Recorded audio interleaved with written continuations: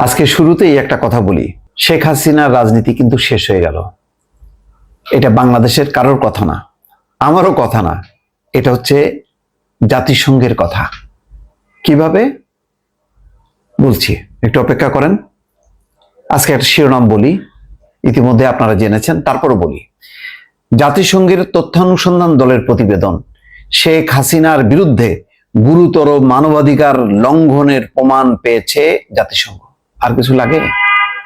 জাতিসংঘ এটা বাংলাদেশের ওই টিআইবিও না, বা ওই আদিলুর রহমান শুভর সে অধিকারও না বলতে পারেন, বা বিএনপির কথা না, জামাতের কথা না, এটা জাতিসংঘের কথা। আর জাতিসংঘ ফাও কোনো কথা বলে না। জাতিসংঘকে বায়াস্ট করা এটা কোনোভাবেই সম্ভব না। তাই যদি হইতো তাহলে ইসরায়েলরা ওই জাতিসংঘকে দিয়ে ফিলিস্তিনের বিরুদ্ধে প্রতিনিয়ত বক্তব্য দেওয়া তো পেরেছে, এবং পারেনি, বরং নেতানিয়াহুকে আন্তর্জাতিক কাঠগড়ায় তারা দাঁড় করাইছে। তো আজকে এই কথা বলার পর বাংলাদেশের রাজনীতি করবেন শেখ হাসিনা, আওয়ামী লীগের সভানেত্রী হিসাবে, গণতন্ত্রের মানুষকন্যা, তিনবার নাকি ঐতিহাসিক নির্বাচন করেছে, যা পৃথিবীর বুকে সংগঠিত হয়নি শেখ হাসিনার অধীনে। সেই কথাগুলো এখন তাদের সমর্থকরা ভাবুক, কিছু বলবো না, অন্তত জাতিসংঘের এই রিপোর্টটা পড়ুক। কেননা এই রিপোর্টটা কেন করতে পেরেছে, ইউনূস বাধা দেয়নি, বলেছে আপনারা মানে গণহত্যা হয়েছে কিনা আপনারা তদন্ত করুন, কারা দায়ী তদন্ত করুন। তারা তদন্ত করে বলছে আওয়ামী লীগ শুধু পুলিশ না, আরো সরকারি বাহিনী যেগুলি আছে সেই বাহিনীগুলোকেও যুক্ত করেছে, বলেছে তারা দায়ী, তাদেরকে কেন বিচারের আওতায় আনা হচ্ছে না। দেখেন, তারা পাশাপাশি এই কথাও বলেছে, তারা কিন্তু বায়াস না, তারা বলেছে ব্যক্তির যে অপরাধ তার বিচার করুন, কিন্তু বলছে যে কোনো রাজনৈতিক দল নিষিদ্ধ করা যাবে না, নির্বাচন অবাধ নিরপেক্ষ করতে হবে। এই কেন? যখন কোনো দেশে অবাধ নির্বাচন হয় না, মানুষের ভোটের অধিকার থাকে না, তখনই ফ্যাসিবাদ কায়েম হয় এবং তখনই গুম খুন মানবাধিকার লঙ্ঘন হয়।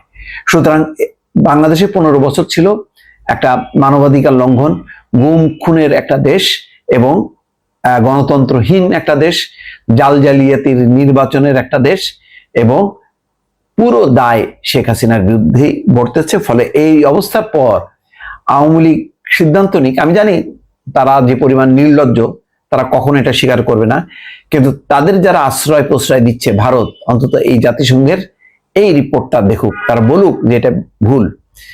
1 জুলাই থেকে 15 আগস্ট ঘটনা বিশ্লেষণ করে প্রতিবেদন চূড়ান্ত করেছে OHCHR, জাতিসংঘের মানবাধিকার বিষয়ক হাই কমিশন। 114 পৃষ্ঠার প্রতিবেদন আজ প্রকাশ হয়েছে। এখানে আওয়ামী লীগের শীর্ষ নেতৃত্বের বিরুদ্ধে গুরুতর মানবাধিকার লঙ্ঘনের প্রমাণ পেয়েছে জাতিসংঘের তথ্যানুসন্ধান দল।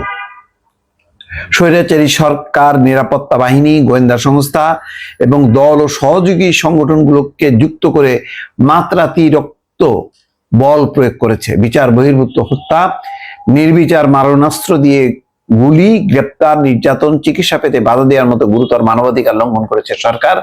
মূলত ক্ষমতা টিকে থাকতে আন্দোলনকারীদের উপর মাত্রাতিরিক্ত বল প্রয়োগে সরাসরি নির্দেশ দিয়েছিলেন তৎকালীন প্রধানমন্ত্রী শেখ হাসিনা এবং সাবেক স্বরাষ্ট্রমন্ত্রী আসাদুজ্জামান খান।